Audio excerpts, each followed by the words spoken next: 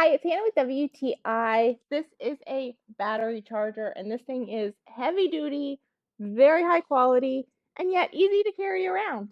This battery charger by PCHH is just a nice thing to have around your house because you never know when you're going to need a battery charged. I don't know much about batteries or battery chargers, but I've done a little bit of research on this thing and pretty cool. So, first of all, it does not replace jumper cables. This has to be plugged in and it's a slower charge, which is really beneficial because as I've read, jumping your batteries can be kind of damaging to it, but having a slow charge can make your battery last longer. And at the price batteries are these days, I definitely want mine to last as long as possible. This is my son's car, and it has sat for a long time because he hasn't started driving yet. And the battery almost completely dead. We couldn't get it to start. So I put this on the repair mode, and it had charged the battery completely in 7 hours.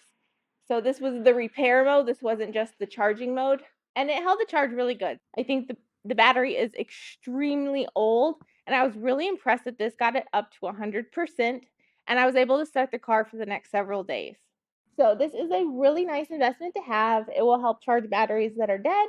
It will prolong the life of the batteries that are good. It's just a nice thing to have around, but that's just my point of view.